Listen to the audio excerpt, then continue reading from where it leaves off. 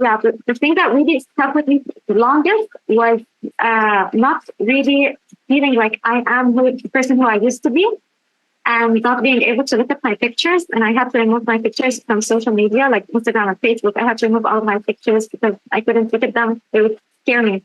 So I wouldn't feel the connection. And my memories were so like, it felt like they were not mine. Like old events would seem very recent events would seem very old. I just felt like I didn't live any of the memories that I remember.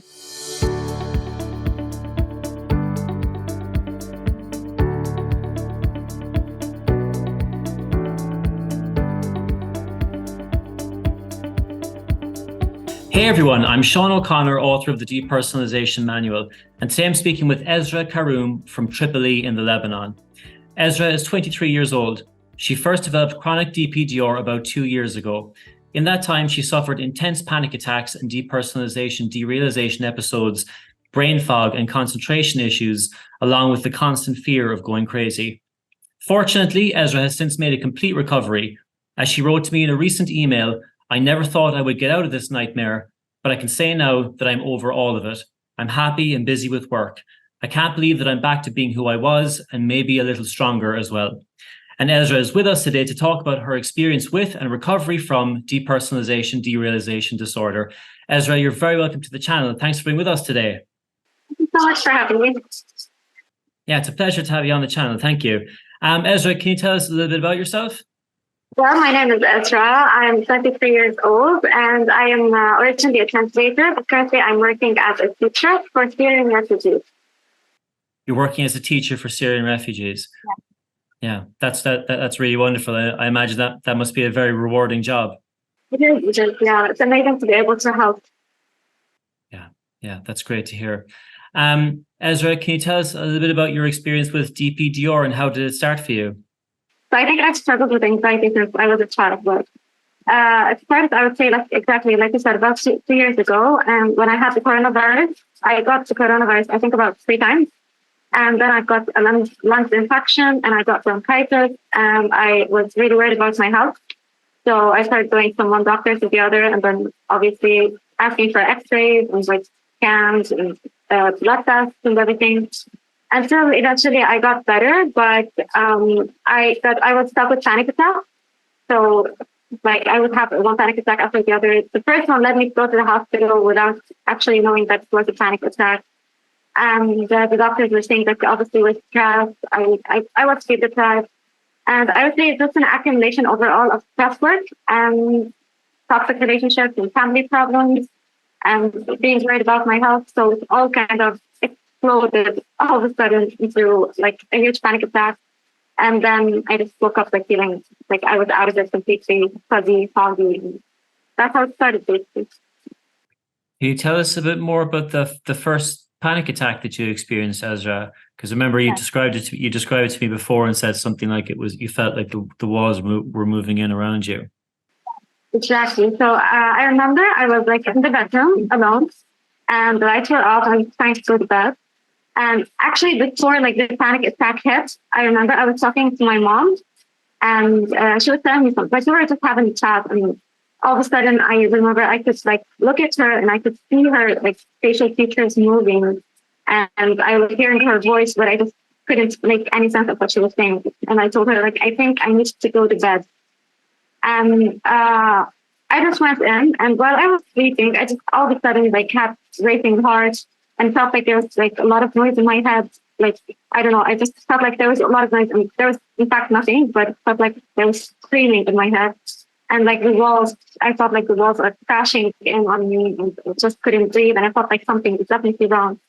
And I went to talk to my mom. And I remember I sat like beside her on the bed and I just looked at her and she was like, "What's wrong? Are you okay?" And I was like, "Never mind, I'm fine." I knew there was something wrong, but I just couldn't describe and I couldn't explain to her like what's happening or what exactly I'm feeling.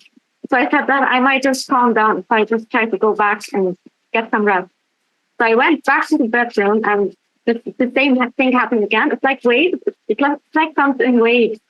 Like you feel like you're getting a little bit better and then it comes back again, like the walls crashing in, like all of the noise in your head. the racing heart and everything. And I just remember I fell to the ground. I started crying. And my cousin was over and they tried to calm me down. Eventually, I went to bed and I thought that I would wake up, feeling okay and it's going to pass. But obviously didn't. And that's when I started feeling the symptoms of DPDR. Yeah. It's interesting. You mentioned, Esraa, about the feeling of like somebody speaking to you, but not being able to kind of make sense of what they're saying. I remember experiencing that like distinctly with my my family and friends as well. And at the time, it feels so frightening because it feels like you're kind of losing the ability to like understand language or something. But what's actually happening is very, very simple. It's just that when you're panicking or your anxiety levels are higher than normal, it's just very, very difficult to focus on what somebody is saying to you. So if somebody's telling you about, how the weather has started to kind of clear up a bit outside and maybe go for a walk with the dog later on. But in your head, you're thinking, like, I feel like I'm not here. Am I going crazy? So you can't connect to the conversation at all. But the conclusion that we jump to is that must mean that I can't understand language or I'm losing my memory or whatever. And it just comes down to focus. But absolutely, when that experience first happens, it can be extremely frightening, and it certainly sounds like that's what it was like for you as well. And when you say as well, Esraa, that you knew there was something wrong, but you couldn't describe it. I think that's one of the kind of most profoundly kind of frustrating aspects of it and frightening. But it's essentially the same with like a panic attack. Certainly the first panic attack that somebody experiences in their life, there's something very, very wrong, but you can't describe it. You can't quantify it. So you jump to the conclusion that, well, I must be dying or I must be going crazy. And then that feels kind of like it's backed up by, well, I can't even I'm going so crazy that I can't even understand the words of what my mother is trying to say to me. So yeah, all these big catastrophic conclusions, and so that the symptoms of depersonalization and derealization then kind of became stronger after that, Esraa. Is that correct? So I would say I was walking, like the next day, I woke up obviously like feeling out of it, just out of it. Like I could feel like I wasn't normal, but I just couldn't tell what was wrong exactly. And then I was walking with my sister. I went out with my sister. While we were in the street, I experienced that out-of-body experience. That feeling like you're out of your body and you're watching yourself from afar. You're not controlling the way you walk. You're not controlling your actions. You're not controlling anything. It's like you're in simulation, like someone is taking over your life and you're just simply watching and you can't do anything about it. And at that point, exactly, I freaked out because it brought flashbacks of me, like when this happened when I was 9 years old. So when I struggled with this when I was 9 years old, I remember I was like, the only thing that I could remember, like the only obvious symptom that I could remember when I was 9 years old was looking at the mirror and just not recognizing who I am and crying and going to my mom and telling her, like, Mom, I cannot recognize my reflections in the mirror. And because of my mom's knowledge, like, I can't blame her and I can't blame anyone who doesn't know anything about DPDR. So she basically told me what she thought is an explanation. And she said that it's probably you're growing up and you're changing, your body is changing, so that's why you're feeling like that. And obviously, being a child, I couldn't focus a lot on this, like specifically on the symptom. As a child's brain, you're not going to think that you're probably going crazy, obviously, or that you're losing your mind or whatever. And I used to have also episodes when I was at school, that out-of-body experience. I used to experience this when I was at school. And I remember I would break down and start crying. I would simply describe it as being afraid for simply no reason. So it's like, I want my mom right now. And so I remember that over time, it just went away and I cannot really remember how exactly it disappeared. So when this happened again to me, about 2 years ago, I freaked out and I was like, oh no, it's happening again. What am I going to do this time? Because the last time it went away on its own and I don't really remember how it disappeared and what I did to get rid of it. So right now, if it's going to happen again, I'm going to be stuck and I won't be able to get out of it again for like ever. And with time, obviously, because of the fear that was fueling my anxiety even more, the fear of the whole situation, I started developing even more symptoms. And before I forget to mention that,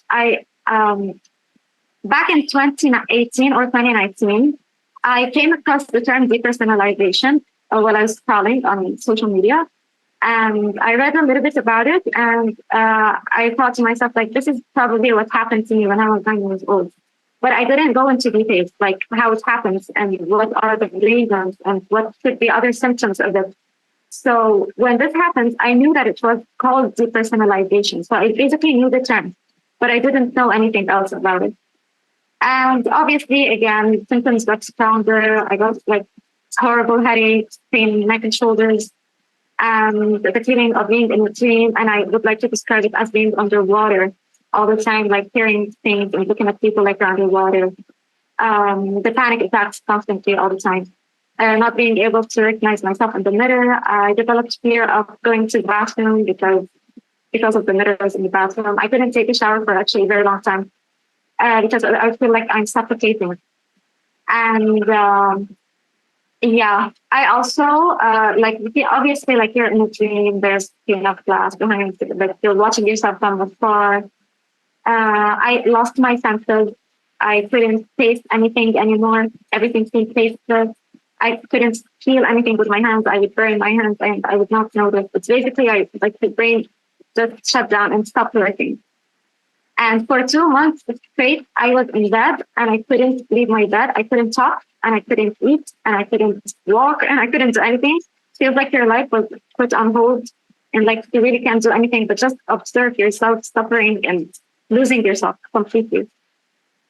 And I couldn't talk because I was too afraid of my voice. Because my voice, first of all, it sounded like it was way too loud. And second, it felt like it wasn't fine, like it wasn't coming out of me. So I couldn't really talk to anyone. And I remember all the time I was trying to distract myself, just holding my phone and just scrolling or like playing some dumb game that wouldn't need my brain to work with it. You know, just something that's going to distract me. That doesn't need logic or anything, just to kind of get myself distracted and forget about this whole thing. And yeah, also problems with vision, problems with not recognizing people around me. I have a cat and I love my cat so much and I couldn't feel anything towards my cat anymore. Like every time I would look at him, it just freaks me out. Like, why am I not feeling anything towards you? Like, what's happening? And feeling disconnected from your family members, like you're looking at them, but you feel like you do not belong to them, or like they're strange people. Like it's like you're the first time ever you're looking at them, but you don't recognize them anymore. I developed agoraphobia. Obviously, I couldn't leave my house for a very long time. I had to quit my job because I was also working as a teacher back then, and I just couldn't go to work anymore. I had to stay at home. Yeah, so basically these are most of the symptoms. But yeah, the thing that really stuck with me the longest was the fear of obviously going crazy or having schizophrenia or whatever, but not really feeling like I am the person who I used to be and not being able to look at my pictures. And I had to remove my pictures from social media, like Instagram and Facebook. I had to remove all of my pictures because I couldn't look at them. They would scare me. So I wouldn't feel the connection. And my memories were so like, it felt like they were not mine. Like old events would seem very recent events would seem very old. And I just felt like I didn't live any of the memories that I remember. Like nothing belonged to me. And it was really scary because I was a person who really loved to stay alone. And, you know, I enjoy the quiet. I enjoy my alone time.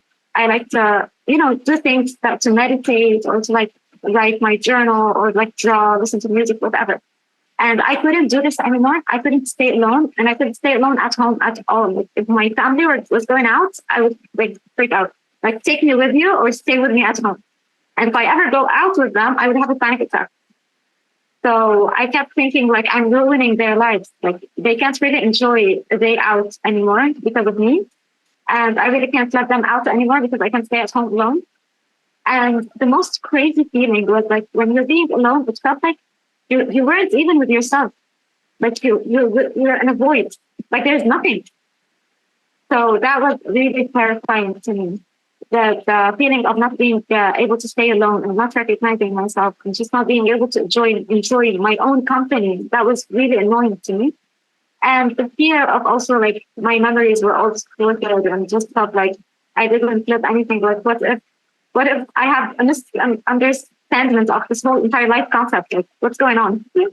So yeah, basically that's the symptoms. Obviously, there were a lot, like 100 more symptoms, and I had all of them, but they were all like anxiety symptoms more than like DPDR specified symptoms. Sure. Yeah. Yeah. When you mentioned about, I couldn't leave my bed, I couldn't go around, I couldn't walk, I couldn't eat. And then you said, Esraa, that you observing yourself suffering. And I remember that so clearly, was that like I could see this happening to me, and I felt like I was just completely powerless to stop it. And nobody could give me an answer as to what was happening. Nobody could help me. There was and I was watching, but I was the same. I stopped eating. I had to drink like protein shakes just to have some weight on me. I couldn't go to the bathroom without having a panic attack because there was a mirror in the bathroom, and that would set me off. I stopped working and moved home with my parents. But the thing of like observing yourself suffering, seeing this happen to yourself, and just you're lying on the floor and nobody can pick you up, and you can't pick you up, and it's so frightening. The thing as well of like your voice seeming way too loud. Yeah, I remember that too. And at the time, it's like, well, it seems so weird and frightening because it's like my voice is too loud, and it feels like it's not even my voice, which feels so strange. But again, it's just another one of these things that, like, with the benefit of hindsight, you look at it and you say, well, what happens when your anxiety is higher than it should be in fight or flight response? One of the things is a hyper awareness of the sound field of like what's happening acoustically. Because if you're getting chased by a wild animal or at nighttime, or getting something bad's happening, if you're getting chased by a wild animal at night, having super acute hearing is extremely helpful. But it's not helpful when you're lying in bed and your family member is trying to have a conversation with you, and then you are focusing on your voice. Why does my voice sound loud? Does my voice sound weird? It doesn't even sound like my voice. And it's all just based on having a hyper awareness of your environment and your physicality and your audio field at a time when you just don't need to have that heightened awareness switched on. And the thing as well, as of like experiencing it at the age of 9, and then and it fading away then, and subsequently saying, well, it faded away, but I can't remember how it disappeared. And this is something that I encounter a lot with people, is that if you experience DPDR at that age, it very often tends to not last for a long time, simply because the attention span of a child tends to be very, very short.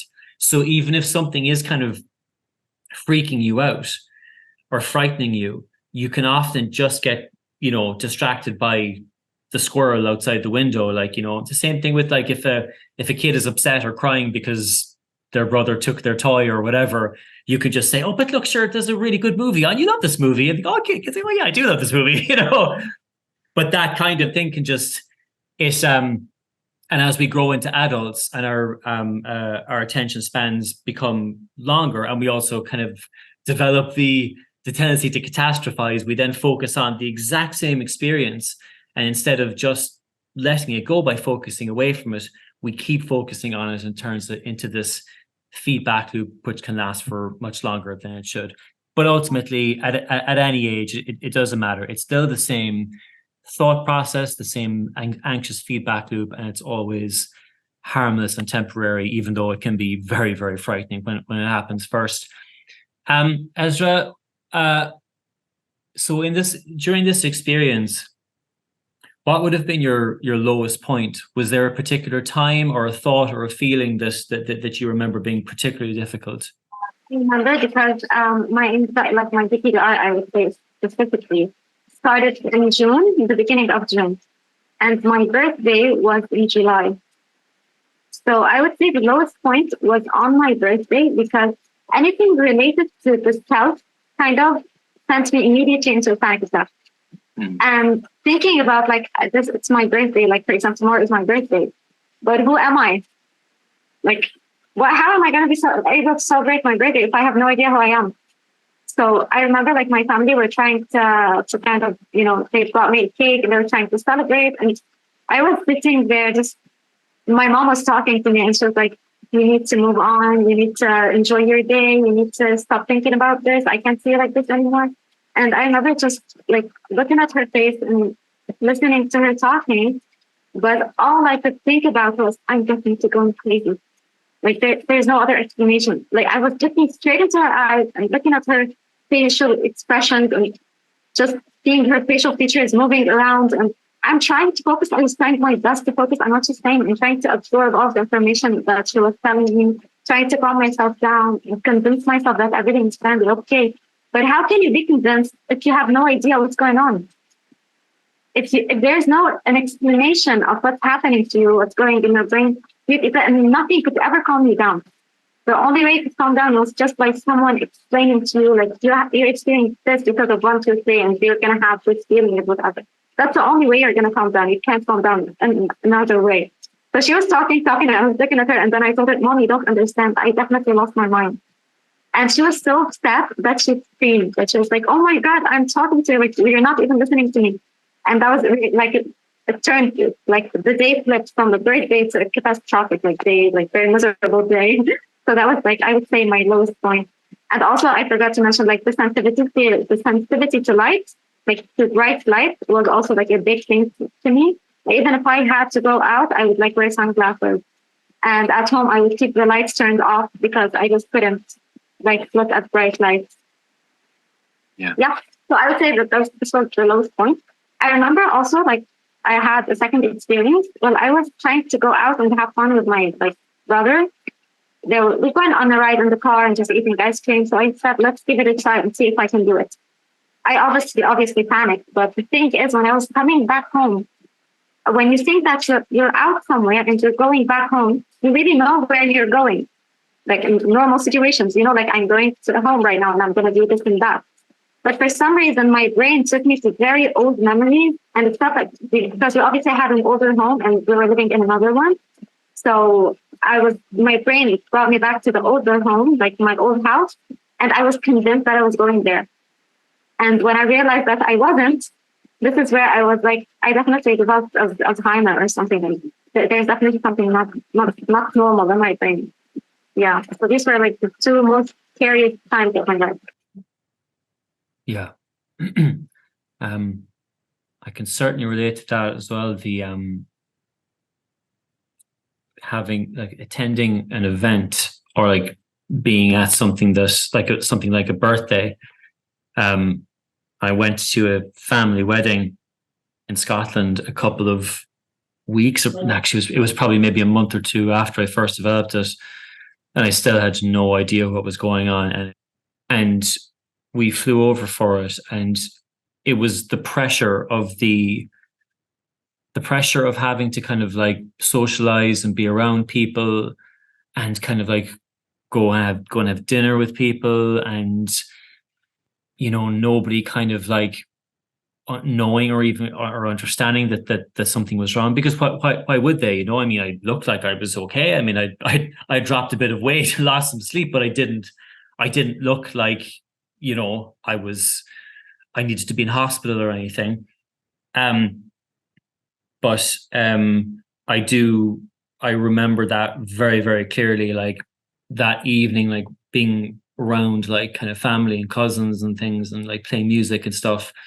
And in my head, I was just thinking like, I'm going crazy. Like I have gone crazy, and I don't even know if I'm here. I feel like I'm living in a dream. Yeah, it was really, really a frightening thing. But again, with the benefit of hindsight, it's just your levels of anxiety being higher than normal in a social situation. Fortunately, it all fades away and stops as your recovery continues. So, Esraa, you mentioned about the spotting the term depersonalization on social media. So, was that something that you came back to, at some point in your recovery? So, did it ring a bell at some point, or was there something else that kind of prompted you to recover to find the term? So I remembered when this happened, I kind of self-diagnosed myself. I was like, this has to be depersonalization. Like, what else could it be? Because the first thing that popped in my head, I told you, when I was walking down the street, I felt like it's happening again. So I kind of like recalled the event. So I said, like, I definitely know that this might be depersonalization. But again, because I didn't have enough knowledge about it and I didn't like know all of the details, I thought that this could be something else, especially with the neck pain and like the headache and the shoulder pain. I thought that was brain cancer. And I Googled the symptoms of. Yeah. Just very, very quickly, Esraa, because this is something you had mentioned to me before, but the neck and the muscle pain and head tension was something you very strongly experienced. Is that correct? Yeah, that's true. And actually, I was experiencing this even before I checked into DPDR, but it wasn't as severe. And I believe that's also because of anxiety and just because of being tensed all the time, like the muscles really kind of tense up. And I was having like the headaches before, but once I developed DPDR, they became really, really strong. Like very, very, very strong headaches, very strong neck and shoulder pain. And they kind of really affected my eyes as well, because you feel like the pressure is going all the way from your neck to your eyes. So like the pain behind your eyeballs. And that was a symptom of brain cancer when I Googled this. Of course, it wasn't brain cancer, but like Googling your symptoms, you feel like, yeah, I can relate to this and I can relate to that. And like the confusion, like the disorientation, whatever. And I was convinced that it was brain cancer or schizophrenia. I kept like looking at the symptoms of schizophrenia. So even though I knew the term depersonalization, but I still had like doubts, like it wasn't this. It could be schizophrenia, it could be psychosis, it could be brain cancer. And you really like live moments where you feel like your life is over. Like I'm never gonna go back. Like my dreams are gone, my hopes are gone, my career is gone. Like everything just like fell down. Like everything you're trying to build all over the years kind of got destroyed. And I thought that the only way to actually figure out what this is was go to a therapist. So I went to a therapist and I told her what was going on. And I really wasn't looking for an answer because I knew that it could be depersonalization. I wasn't sure. But I was hoping that she would explain more. And after she asked a lot of questions and what's going on in your life, and what are you experiencing, whatever. And when I told her everything, I was like, so what is it? And she said, well, that's depersonalization. Since she's kind of fresh educated, so it's depersonalization. And I was like, okay, but why? Like, okay, I know that I heard the term before, but why did it happen? And I'm experiencing some very bizarre symptoms, like DPDR cause this. Could it cause me not to recognize anyone or like to lose touch with reality or lose my senses, whatever? And I couldn't really like get any answers to my questions because I don't know, like therapists have kind of strategies where they don't tell you everything at once, like especially with talk therapy, which in my opinion was useless, honestly, like in my experience, it didn't help me at all. And she kept telling me, like, you could, for the next time, I want you to write your journal. For the next 10 days, let's say, you have to write how you're feeling on a scale from 1 to 10. And like from 1 being your lowest and 10 being your highest or whatever.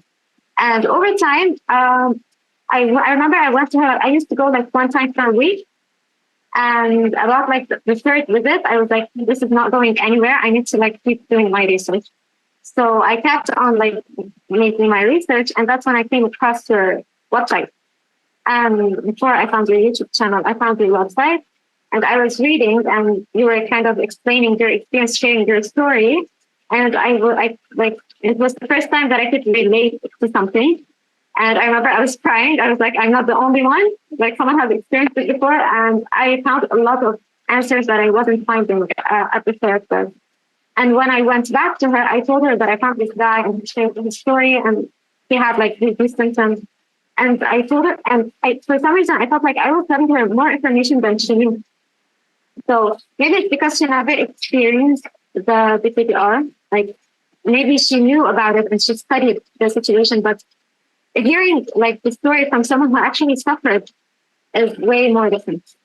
It's way more clear. It's way more well explained because it's coming from like an experience. I'm pretty sure she never had DPDR. I'm pretty sure she only read about it in books or something. She had an idea. That's it. And later on, like my symptoms got worse and worse, and she wasn't helping. And she told me that you need to start taking medication. And I was too scared to try any medication, and I was against it. So that's when I decided that, like, forget it. I'm not gonna go to her anymore. I'm not gonna visit her anymore.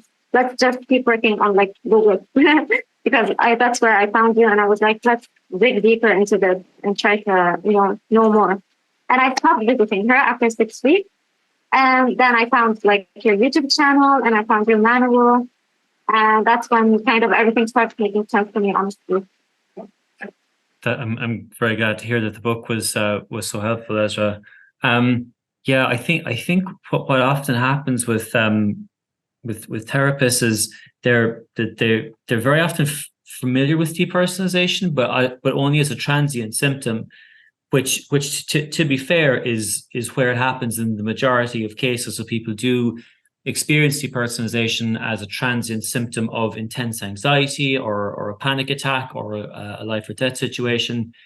But it as it happens in its chronic form, it has in the past been a lot kind of less recognized and kind of like diagnosed a lot less quickly. Now that is changing.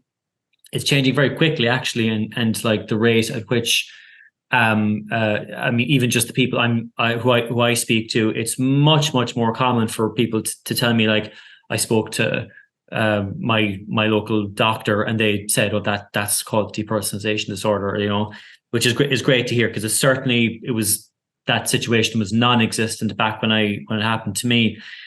I actually noticed something, that when she was asking me about my symptoms, she was like, "How long does it last?"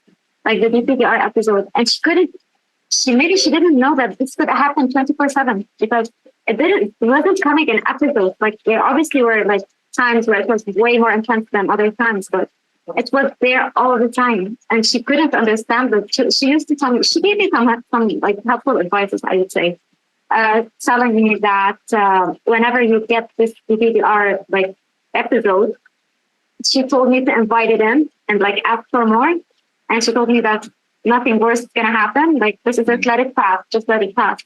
But what she couldn't understand was that I was feeling off 24/7. It wasn't like when the episode came in. Like it's not like I would experience times when I was like out of my body and watching myself from afar and everything. But that was like nearly all the time. Feeling like you're in a dream, feeling like you're underwater. It was all of the time. So I think she maybe studied the case as being kind of, it comes and goes. I think she didn't recognize that it could happen all the time, like 24/7. Yeah. Yeah. And I think to be fair to the doctors who deal with this, like they're doing the best they can with the information they have, and also and again, to be fair to most doctors, they will recognize these as symptoms of anxiety. Mm-hmm.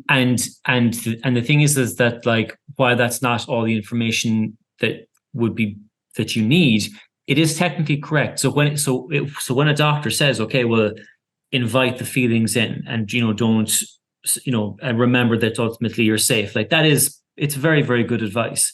It's just the tip of the iceberg for recovery, but it is very good advice. But I think it kind of goes back to something you mentioned earlier, Esraa, about when you were talking to your mother, and when your mother was saying, just push on with this, and you'll be okay. But what's kind of setting off the panic alarm for you is that, like, but you don't know what this is, and I don't know what this is. So if we can't understand what this is on a fundamental level, how can I start to recover? And also, how can I not be afraid of it if I don't fully understand it? And when you in speaking to your doctor, like, you do get some kind of good advice, kind of general advice in terms of anxiety. but you still haven't addressed that core thing of like, tell me what this is. Tell me what I have. And also, and if a doctor or if your therapist says to you, well, I've heard of this, but I've only heard of it happening for a very short period of time, like that's going to set you off completely. I heard that back in the day, and I was like, well, that's it. I'm finished, because I have a 24/7 version of this condition that only happens to people for 5 minutes. So I'm going to be in the medical history books, like, and I was freaking out about it. But again, thankfully, that awareness of the condition is growing. It's growing quickly, and soon we'll hopefully get to a place where a patient walks into their doctor, their therapist, they describe the symptoms of what they're describing, and the doctor immediately says, that's called depersonalization disorder. It sometimes happens 24/7. It doesn't matter. It's still the same condition, and you can and will recover. So Esraa, at what point did your recovery start? Yeah, I would say like after I stopped visiting the therapist and I decided to get your manual because a lot of help, and I started reading. So at first, like reading your story in itself, you're sharing your experience is like it's gonna bring I think a significant amount of relief for people who are struggling, because just being able to relate to someone can bring a feeling of calmness like into your mind and into your heart. So that was good. So as the first step, reading the recovery story was really amazing. Just like reading the symptoms that you have and what you experienced and everything. So that brought me a lot of comfort. And then going on with explaining like how DPDR develops, like is it because of weed or because of panic attacks, or because it could be just because of a medical scare, or like accumulated stress over time could also cause that. Even like if you didn't have a full on-blown panic attack, just being stressed all the time could actually get your mind into that fight or flight response immediately. So yeah, just reading about the symptoms and reading about the causes and listening to because at first I couldn't really read at all, because obviously you have problems with your vision and everything, and problems concentrating especially. So listening to the audiobook was such an amazing help. Because I could just lay down in bed with the lights turned off and like my eyes closed and just testing, just only listening and trying to, really understand every word you're saying in the audiobook. And the pep talk, in my opinion, was like the best, because I couldn't like let a day pass without listening to the pep talk. For some reason, it brought me a lot of comfort, and the relaxation program as well, because I wanted to mention this before I forget. People like advise you to do meditation and everything, but I would say that meditation at the very beginning of your DPDR could not be beneficial, because meditating while you're in this specific state could cause you to focus more and more on yourself, which is the last thing that you want to do. Meditation could be useful in the very like final stages while you're recovering, while you're calming down, while you're over your panic attacks and everything. But doing it while you are in the midst of DPDR isn't helpful. And my therapist advised me to do meditation, and I told her that I simply cannot relax and I don't want to do it, because it's just you're like way too into your head in the time where you really all you have to do is just get out of your head, and like the time just stay busy, connect to the outside world, do not connect with yourself. It's really helpful later on, just not right now. So your relaxation program wasn't based on meditation. It was more of like positive affirmations and kind of giving you more like hope that you can overcome the so that's why I really enjoyed your relaxation program. I looked for a lot of things like that on YouTube. I just couldn't find anything that really helped me as much as your relaxation program. Again, the pep talk, I really loved it. The questions that people are asking, because I'm so glad that you actually put this in your book, like the repetitive questions, because we all have them. So them being in your book, first of all, answers our questions, obviously. And second, it shows you that a lot of people actually think the same way while they're going through DPDR. Yeah. Yeah, absolutely. The meditation thing it's a very, very good point, Esraa, because it was something that I definitely encountered. So I have been I've been meditating for most of my life, and it's a very important practice to me. But when I developed DP and DR, I think that kind of once I got my bearings a little bit, and I thought to myself, well, the best thing I can do is meditate. So I tried to meditate, and it didn't work at all. And it just kind of actually made me worse. And I would start panicking and freaking out. And you know, it is that thing of like meditation is such a great tool. It's such an important thing to have in your life. But in the context of like high levels of anxiety, what you're training yourself to do is to stop focusing on your own thoughts. And with meditation, it is training you to focus on your own thoughts in a different context, obviously, but temporarily with the recovery process. For me, and what I generally advise in the book is to just pause your meditation practice until you've recovered. Now with that, I mean, one of the ways I think about it is that, like, you know, it's like if somebody's having a panic attack and somebody tells them, just be mindful, you know, it's not really going to help. I mean, it's good. It can be a good thing to kind of like just laser focus your attention away from it, but being kind of like mindful of yourself in that moment, it might not be particularly helpful. It might be for some, but you don't need to use that tool. Now, what I will say as well, though, is that in the years, so I wrote that in the first version of the DP manual, which was like back in 2007, I think, wasn't it? Yeah. I said, like, don't meditate. But in the meantime, I have spoken to people who have said that they found meditation to be useful on the road to recovery. Not many, but people have said it to me that they did find it to be useful. But I think that what you said, Esraa, is a very good way of thinking about it. Is that, like, if you want to use it, if you want to try it, if you practice meditation and you want to try it as on your way to recovery, then by all means give it a go. And if you find it to be useful and it helps to ground you and focus your attention away from anxiety, fantastic. But what I would say is, like, don't do it at the start. Like, wait until you have some bit of kind of like forward motion with the recovery happening.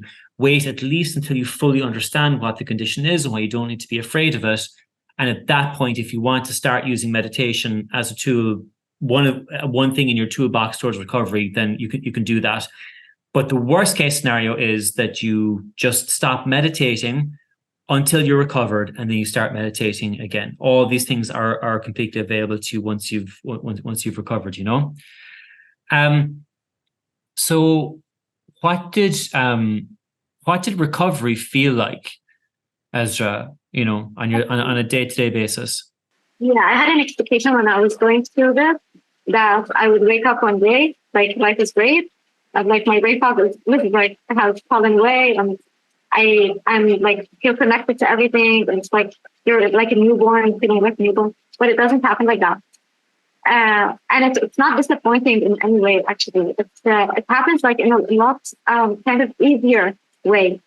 You don't really feel your symptoms fading away. You don't notice how things are getting better, and in fact, you might feel like you're not even getting better at all. And I would say setbacks play a huge role in this, in your recovery. And you mentioned this in your book, that really setbacks are important. They're not there to like scare you or like make you feel like you haven't made any progress, because the only way you could realize that you've actually made some progress is by experiencing a setback. Because it won't be called a setback if you actually like are going the same way. It's a setback because you have felt some relief of certain symptoms, and now they came back all of a sudden. Just maybe it could be because of your the habit that your brain got used to. You know, certain events could have triggered whatever. So the setbacks are here to just remind you that you are doing well, and that like just basically saying, like, see, you were experiencing this and this, and they went away. the only reason you're feeling them right now is because you haven't felt them in so long. So they kind of a wake-up call. So I really thought that sometimes I would feel like I'm back to square one, and I'm like, I have made no progress. But then I would really think about it, and I was like, but I got rid of that symptoms for so long. Why is it back? And that's when I think that, well, I've been doing well. I've been recovering. I've been making progress. So yeah, and then again, you would go and feel like, again, you're making no progress until you hit another setback, which of course could be less severe, a little bit less severe, a little bit less intense. And it's just how things keep going. And we don't care for how long it keeps going. It's just going to keep going until your like brain really relaxes and tones down, and like the nervous system really just brings got back to neutral, you know? Because obviously what's happening is your brain is very, very tired. And what you don't want to do is add any more fear or any more pressure on your brain right now, because this is the last thing that your brain wants from you. Basically, it just wants from you to, you know, stay out of it and let me relax. And I will be working properly in no time if you just stay out of it, literally. So yeah, it's not like you wake up one day and everything is gone and everything is better. It's not like that at all. No. Yeah, it's a very common misperception to think that like what the recovery is like you're going to you wake up one day and it's all gone. No, that will happen, but it's not going to happen like overnight. So like the way I often describe it is like, you know, the way I used to think of it was, so I had this like bad drug experience. I had this massive panic attack, and that flicked a light switch in my brain. Okay. Happened like that. Now, that light switch is here somewhere, right? And all I have to do is find it.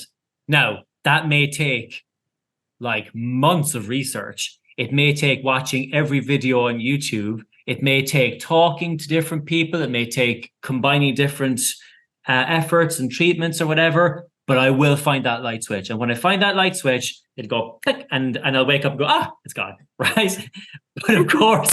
But of course, that's not how recovery from any anxiety-based condition works, because essentially what you're changing is a habit. You're replacing one habit with another habit. And with all habits, that takes a bit of time. And that's okay. That's fine. That's what's supposed to happen. It'd be weird if anything else happened. That's okay. But we do kind of like, we trip ourselves up a bit by thinking that this is a light switch and I flick the light switch. Because what we do then is that we wake up every morning and go, did I flick the light switch? You know, and you're just checking on it each and every day. And when you say as well, Esraa, about the thing of like, you don't notice your symptoms fading away. It's a really good way of describing it, because what we actually do in recovery is we train ourselves to stop checking if the symptoms are fading away. Because the reason that the symptoms haven't been fading away is because we kept checking on them. We kept checking to see, is the light switch off? Is the light switch off? Wake up, is the light switch off? Oh, it's still there. Oh, I'm demoralized for the day now, like, you know. And the setbacks thing as well. Absolutely. Like, setbacks are not an obstacle to recovery. They are a part of recovery. They are an essential part of recovery. You are going to have setbacks, but it's better to I like to think of them more as just kind of like they're speed bumps. They're just these little bumps on bumps on the road, and you're bound to experience them. You're bound to have them, but when we initially encounter them, our first reaction is to think, oh, great, I'm back to square one. Like I haven't been making progress or whatever. And then what you realize as time goes by is that like, it's not about the setbacks or the speed bumps themselves. It's about how you react to them. Because if you react to them by panicking and saying, oh, I'm back to square one, then you've stopped moving forward. Then now you're just stuck at that speed bump. Whereas if you just say, okay, that was not the most comfortable of moments, but I'll just keep going. That tells your brain that was just a speed bump. You were able to handle it. Nothing bad happened. Okay, you might have had a couple of hours or maybe a day or two where you felt a bit more anxious than you would have liked. So what? Just keep going forward. And when you stop kind of I don't want to say making a big deal of it, but when you get out of the habit of stopping your progress to examine that setback. And you just keep rolling forward with it, keep rolling forward. You're just communicating to your brain that wasn't important. That wasn't important. Okay, it might have slowed you down for a day or two. So what? Keep going forward, keep going forward, keep going forward.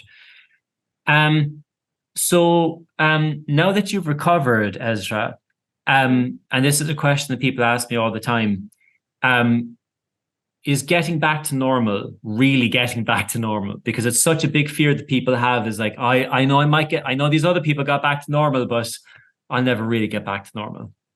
It's one of the questions that I have in my mind to also experience, like when I go back to normal, like what is normal? Like you tend to forget what normal feels like and how the old self was like. And it's like, how am I supposed to get back to normal if I don't remember what my normal was like? And really what we do back then is we just overthink everything, and then everything falls into place without even noticing. So just describing my day-to-day life is just like, it's just being normal. Like really, there isn't no other explanation of it. But the thing is, I would say this is a very important point that I really was hoping I would not forget, because I have struggled with this. When you are kind of getting your life back on track a little bit, like you aren't recovered yet, but you're on the way. There would be times where you feel like you don't have DPDR and you freak out, because this happened to me. It's like it becomes like DPDR becomes so normal to you that our original normal becomes not normal, if that makes sense. That you get so used to being in DPDR that it becomes uncomfortable for you not to have it. But it kind of scares you at first. So this is a very important point that people should really pay attention when they experience this. They shouldn't freak out, because it might like set them back.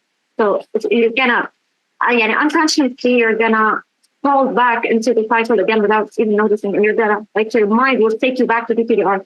Again, it could be because of the habit, like your brain got used to it and everything. So that's a very important point that I really want to mention. And about like normal life, basically, I wake up, I have breakfast, I go to work, and I have friends, and I have like family, and that's it. Like basically, and it's really, you become kind of a better version of yourself, I would say, because you have been through so much fear and so much pain and so much like stress that really you stop paying attention to things that don't require you to pay attention to. And things that you feel like are not beneficial for your mental health, you now recognize these things, and you now know like which way you want to choose, and you like where do you want your effort and energy to go.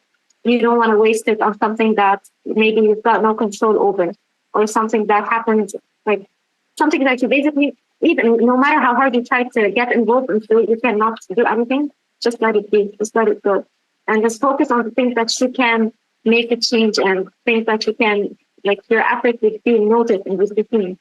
So I would say like this is how my new normal feels like. It feels like it's just a little bit stronger and a little bit like more wiser. And I would say I take a lot of care of myself, like more than I used to before.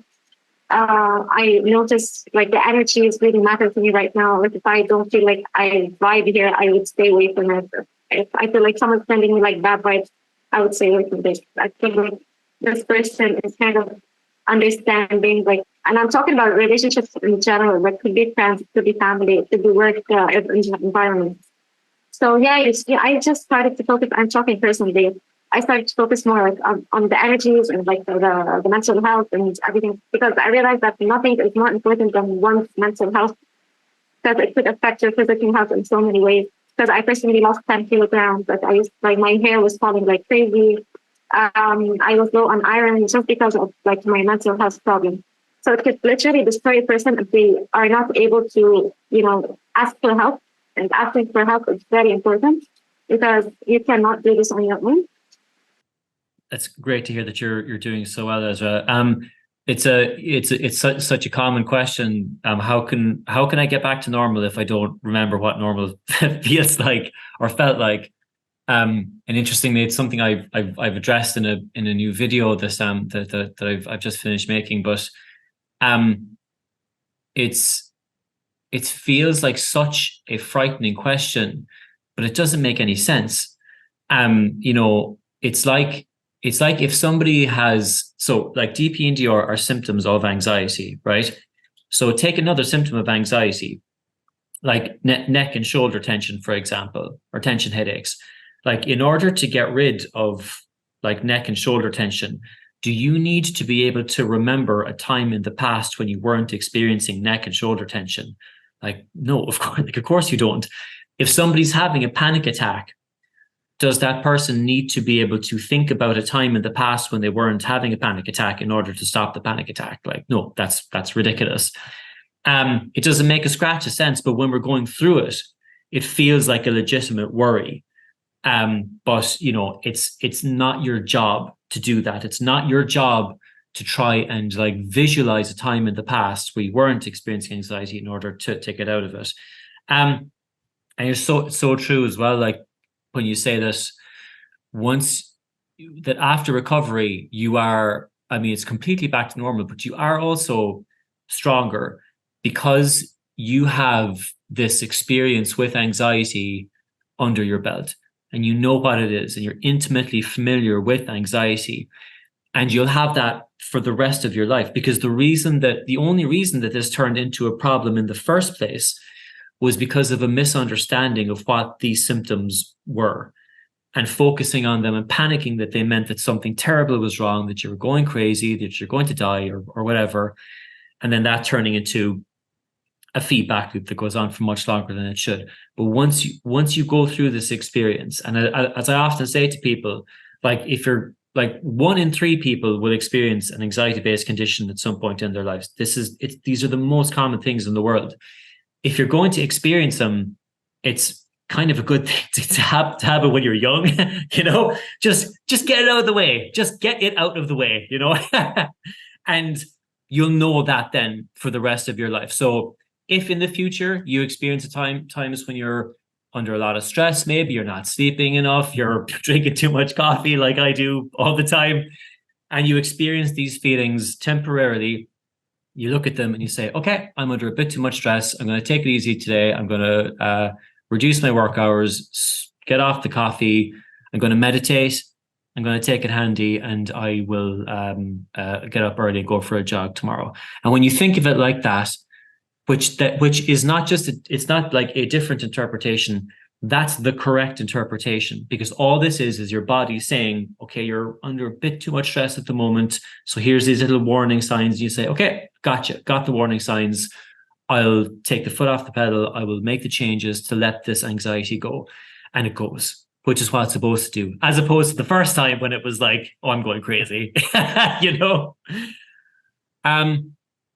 Esraa, how was the DP manual helpful in your recovery? Yeah, like I mentioned, first of all, describing the symptoms and like talking in details about why each symptom happened is a lot of help. It's not only that you listed the symptoms, you explained like you get this because of that and you get this because of that. And that was very, very helpful, because like I said, the only way to calm down is to understand. Like, the most important thing you can do in this situation is just understand what's going on. So you really explained it very, very well, like the causes and the reasons and like the many different reasons, because there are so many reasons behind it and the symptoms and so on. Also, like the advices that you give, like if you want to take supplements, do it. If you feel like medication could help, do it. Exercise. I personally was going to the gym regularly before I got my anxiety, but then I started having panic attacks at the gym. So that's when I said, like, no more gym, no more, because every time I wanted to go there, I get flashbacks of what happened. So I stopped going to the gym. And then after I read your manual, I was like, okay, maybe I think I should work out. So I've done it. I went a couple of times, but I am usually more comfortable like alone. So I decided to exercise on my own. And I turned into yoga. And I thought that yoga is such an amazing help. And now I can never stop doing yoga in my entire life, because before that, I never tried yoga. I wasn't into it. But currently, I'm like, this is the best thing I've ever done in my life. Because it's not only, it helps, like, first of all, get your body moving and get your body flowing in your blood flowing in your body and everything.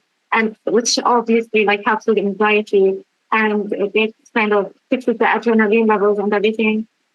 But it's also, like, in yoga specifically, you kind of focus on your breath, which is very important. Like, if you have panic attacks and everything, it really regulates your breath and it helps you like to kind of take control over your body rather than your body taking control of you.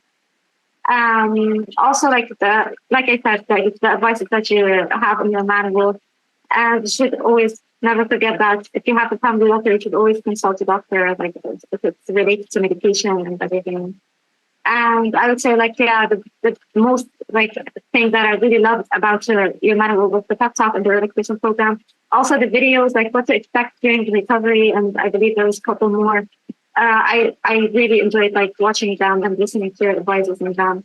So I would say overall, like if someone is ever struggling with DPDR, or you know someone who's struggling with DPDR, I would say like do not go crazy googling like your symptoms, searching on YouTube videos. I would say the manual like really has everything a person might need to know about DPDR and all of the possible ways that you could recover. And obviously, you will recover. Like DPDR is not a lifetime sentence. You can get out of it easily.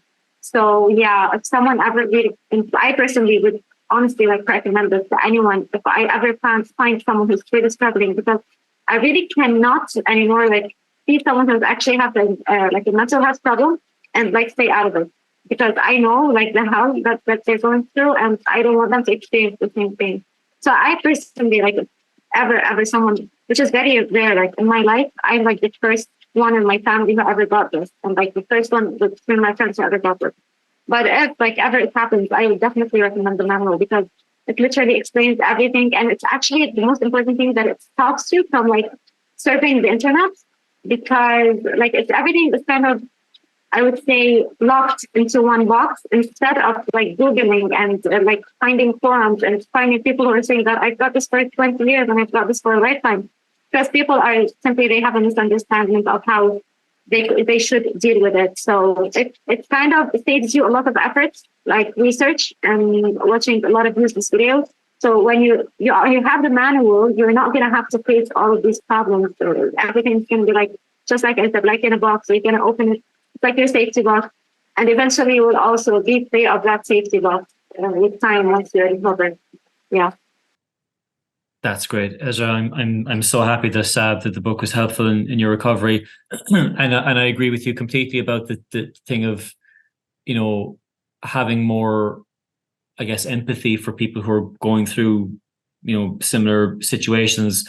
I mean, certainly for me in my early 20s, I would have thought of things like anxiety and depression as just being, I guess, a kind of a very cavalier attitude. I would have just thought, well, just, you know, get through it. You'll be okay. Just put the head down, you know, you'll be grand. Like, and certainly after experiencing anxiety and DPDR and understanding that like the randomness of it and just how it just completely like pulled the rug out from under me and just stopped my life in the prime of my life. Everything stopped for 2 years, and the unfairness of it, and how I felt that it was just, I didn't think I did anything to have deserved it.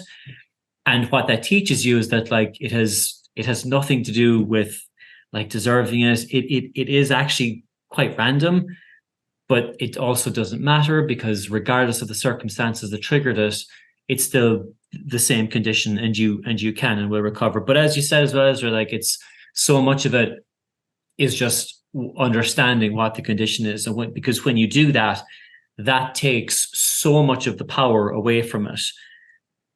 Because anxiety is based on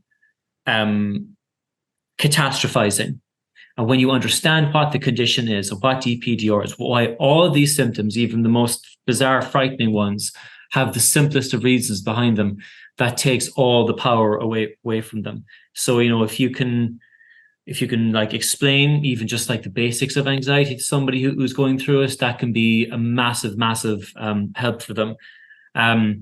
Yeah. In fact, I mean, what for me, even like one of the reasons I wrote the book in the first place was just out of a sense of frustration that there wasn't somebody to explain that to me when I was going through it. One more question for you, Esraa. Just based on your own experience, and you know, for somebody who is going through what you went through, and maybe in those first couple of days or weeks of anxiety and DPDR, what personal advice would you have for them? Yeah, I would say like definitely look for someone who knows. Like definitely research for answers. Of course, like you have to understand what's happening, what's going on. Yeah, before I forget, actually, I wanted to mention that the option that you have in your book, like the translation, like you've got the book translated into so many different languages. That's amazing because literally, like I said, here, especially in like Arab countries, I would say the mental health knowledge is not really wide, and people do not really focus on mental health a lot. And they would say that, yeah, you're probably depressed. That's it. You're going to be over it. You're probably just stressed. You're going to be over it. And that's it. So having the option of it translated into Arabic, I think it's going to help thousands of people. I'm talking especially from my country or like Arabic countries, people who only speak Arabic, because we often see these things focused on in like foreign countries, like more in more languages. And people, not everyone knows how to speak English, obviously, not everyone as well have that knowledge. So the option of it being translated, that's a very, very, very good thing. That's an amazing thing.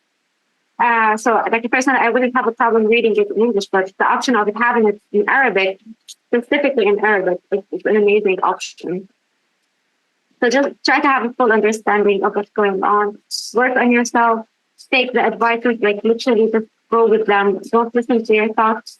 And don't give in to your feelings and to whatever intrusive thoughts you might experience, like the existential thoughts that you all experience. They don't matter. They're only thoughts. They will go away eventually.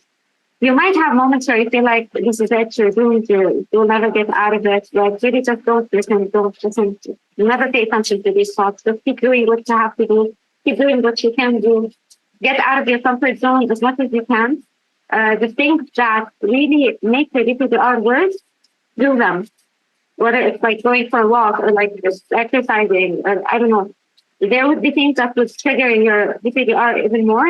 And these are the things that we should work on doing and stop fearing them. And that's it. Just stop fearing whatever you're feeling. Because fear is the only thing that really restricts people from living their life. Fear could really literally kill your life. So you just got to get rid of that fear. Just overcome your fears and just try to challenge yourself and get out of your comfort zone. That's the most important thing that I would say. Just don't give in to your comfort zone. That's all. Esraa, it's been so lovely speaking with you. Thank you so much for your time and for sharing your experience and your insight.